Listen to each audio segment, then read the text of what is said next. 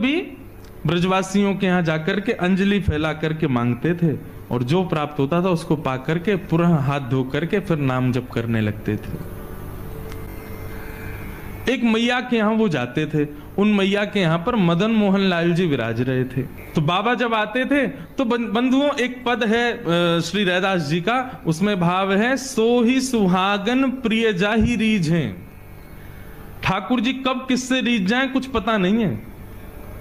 जैसे ही वो बाबा नित्य अंजलि फैला करके प्रसादी मांगने के लिए आते तो भीतर बैठे मैया के घर में मदन मोहन लाल जी उन पर रीझ गए और ठाकुर जी के मन में भाव आया इनको नाम निष्ठा तो बहुत है लेकिन इनको मेरी सेवा और दर्शन में ज्यादा निष्ठा नहीं है। लेकिन नाम निष्ठा इतनी सुंदर है कि उससे ठाकुर जी प्रसन्न होकर कि अब उनको अपने दर्शन की सेवा, दर्शन की निष्ठा उनके हृदय में प्रकट करना चाहते हैं। तो ठाकुर जी ने क्या किया, वो मैया रात्रि में जैसे ही ठाकुर जी को शयन करा करके सोई तो ठाकुर जी स्वप्न में प्रकट हो गए और मैया से बोले, मैया तेरे यहां वो जो बाबा आवे ना मधुकरी मांगवे, बोले हाँ, कल को जब वो भिक्षा मांगवे आवे ना तो तू मोए जाके दे दियो बाकी गोद में। मैया तो रोने लगी, बोले क्यों, मेरी सेवा में कोई कमी जो आप बाबा के पास जानो चाहो? बोले नाम रह गई हो, कछु दिना में आप चली जाओगी फिर मेरी सेवा कौन करेगा? या हमारे मैं तो अपनी व्यवस्था कर रहा हूं, बाबा को जाके मुंह को कल दे दियो, अब मैं वही के पास रहूंगा। रात भर मैया रोई बेचारी, लेकिन ठाकुर जी की आज्ञा उसने मानी। दूसरे दिन जब संत पधारे तो कहा मैया भिक्षा दो, कुछ मधुकरी प्रसादी दो। मैया भीतर से अपने ठाकुर जी लेके आई, बाबा की गोद में धर दिए, ले बाबा भिक्षा।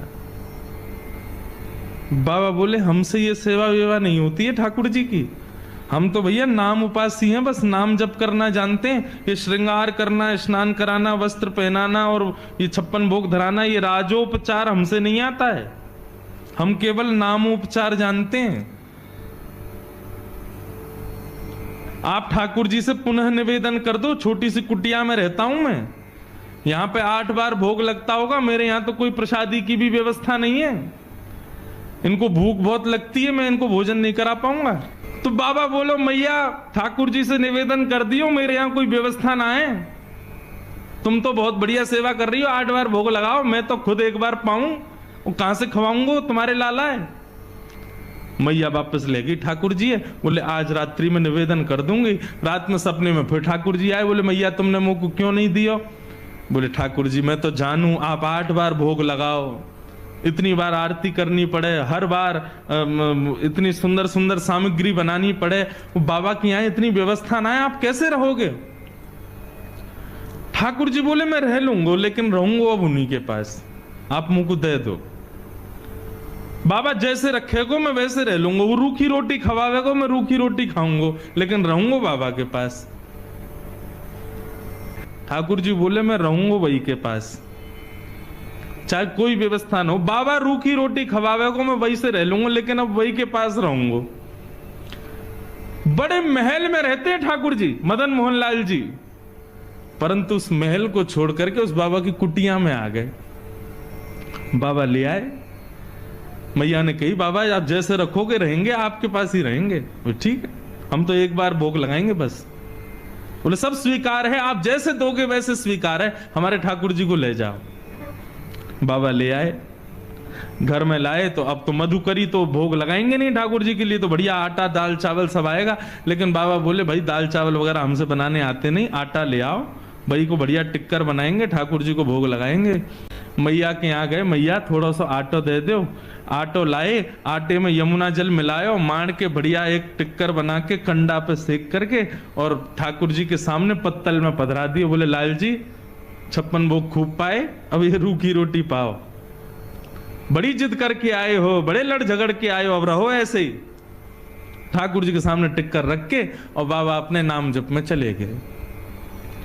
नाम जप करते रहे, 2-3 दिन तक ठाकुर जी टिक्कर पाते रहे। चौथे दिन जैसे ही नाम जप में बाबा बैठे तो अंत हृदय में ठाकुर जी प्रकट है गए।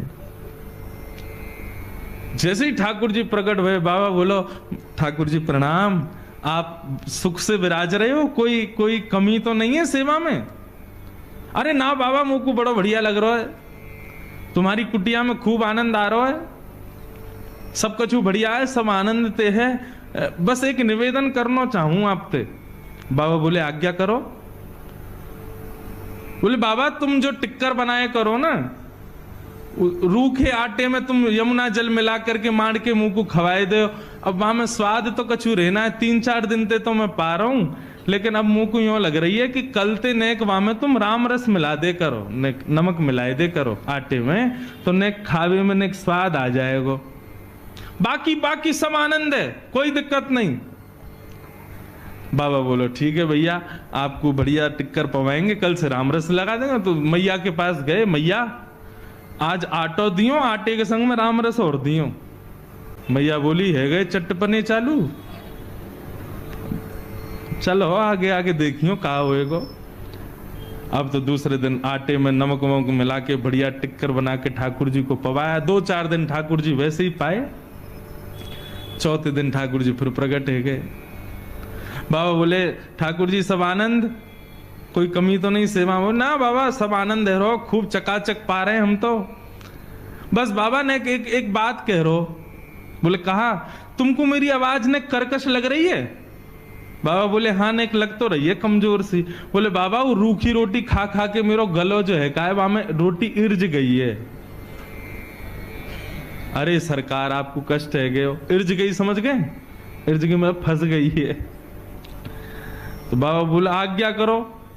बोले मैं तो बस यूं कह रहा हूं कि कल ते नेक घी चुपड़ दोगे वहां में रोटी में, तो नेक वो नेक आसानी से भीतर चली जाए करेगी। बाबा बोले मतलब अब कल से आटा नमक और घी भी लाना है। अरे बाबा ने बस घी लिए ही हो, या हम घी के बिना मक्खन के बिना तुम कभी ना रहे, आप सब पता है। बाबा बोले ठीक है। दूसरे दिन गए, मैया आज आटो दियो नमक दियो, नेक्स्ट तो घी और दे दियो। मैया बोली ले जाओ प्रेम से पवाओ। अब महाराज आटे में नमक वमक मिला के बढ़िया टिक्कर बना के घी चुपड़ दिया, ठाकुर जी को भोग लगाया। 4-5 दिन ठाकुर जी ने कोई शिकायत नहीं करी। 6 दिन बाद ठाकुर जी फिर प्रकट हुए।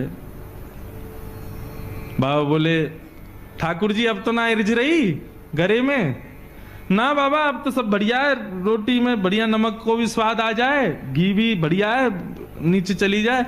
मैं तो बाबा बस यूं कह रहा हूं कल ते एक आलू और ले आया करो, वह आलू भूंज के वहां में नमक मिर्च डाल के बाकी चटनी बना करके वह और धर दे करो संग में।